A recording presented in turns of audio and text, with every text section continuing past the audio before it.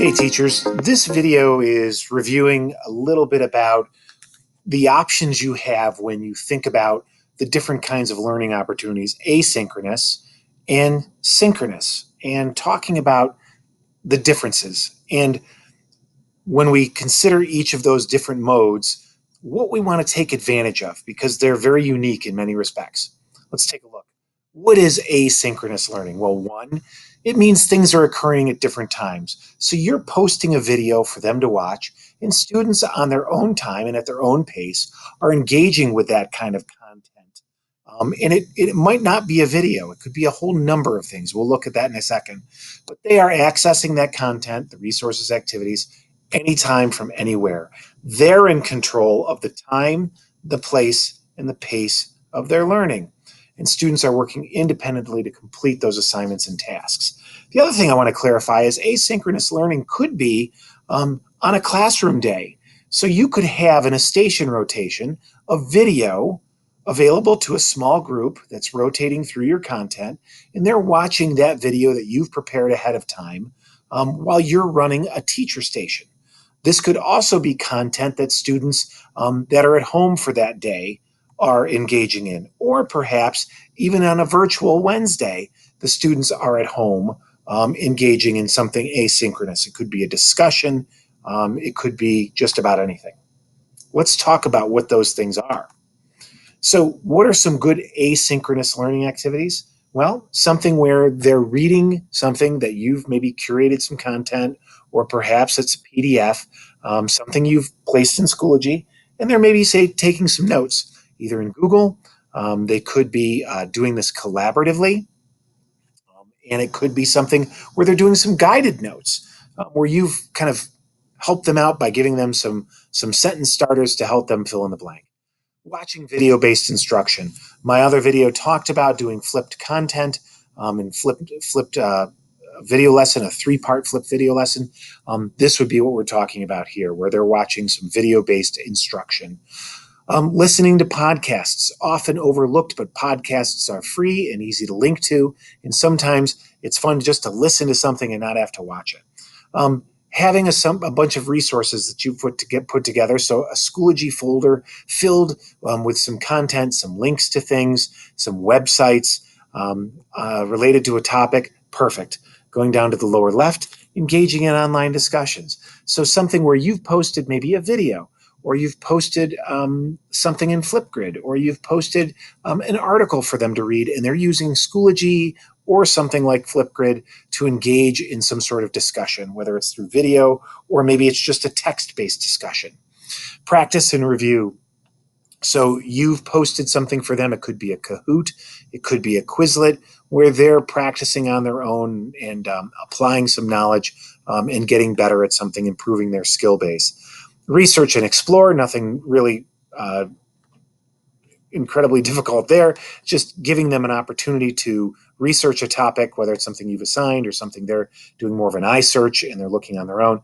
And then, of course, that metacognitive piece, the idea that once in a while, it's good asynchronously on their own time to reflect on their learning and maybe talk and think either collaboratively or on their own, a little bit of what they learned and how they learned it.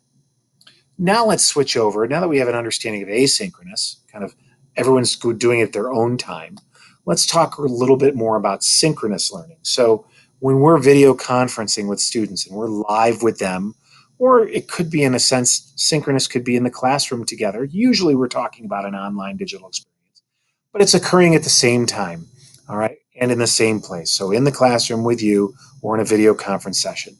So they're accessing content, resources, and activities at a specific time and location, and you're present. Students may have some control over the pace of their learning, but they do not control the time or the place. And finally, students have access to teacher and peer support while completing assignments and tasks. That very much to me sounds like what some of you are already thinking about for a virtual Wednesday. Let's take a look at what those learning activities may look like.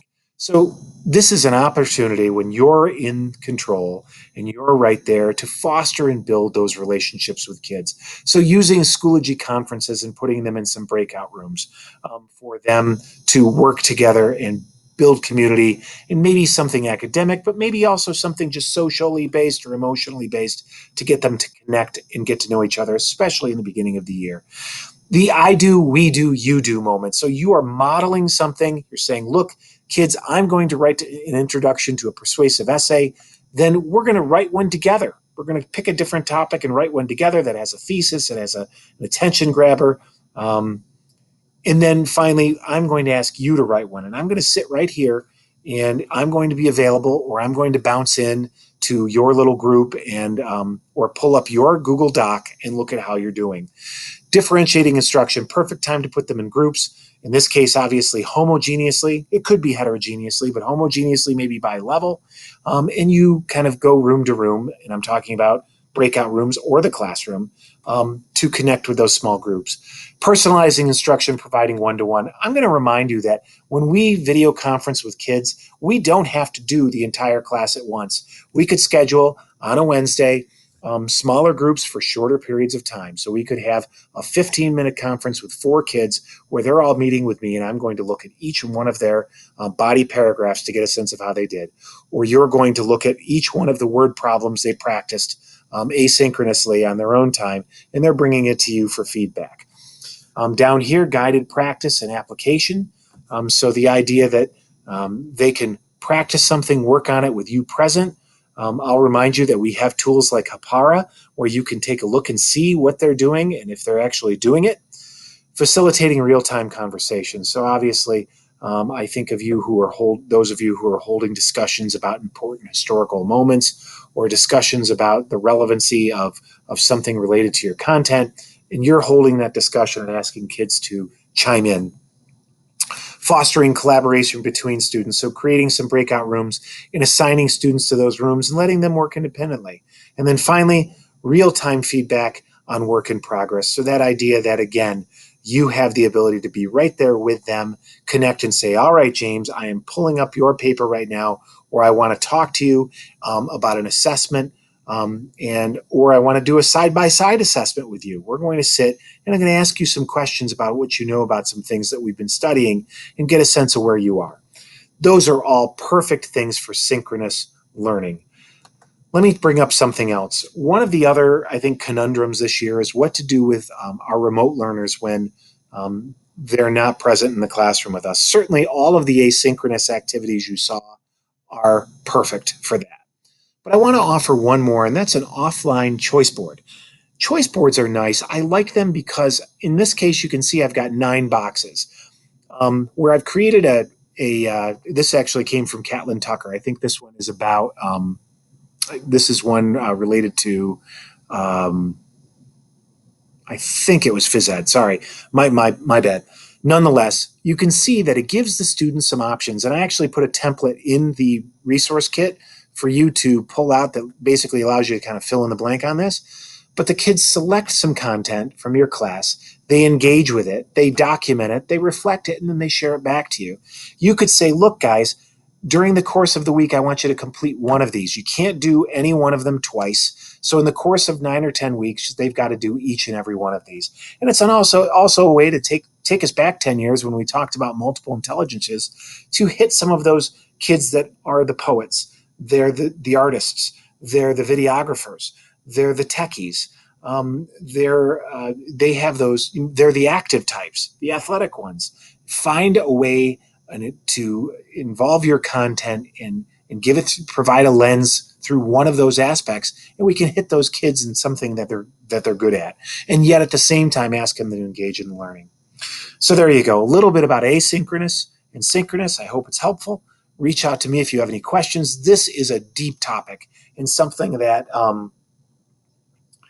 excuse me, something that I can talk to you forever about, and I've got a lot of other resources, but I didn't want to overwhelm you. I think this is a good start to get you thinking about how you want to approach that. And I think between this and some of the other videos, the building blocks video is a good one that you should look at.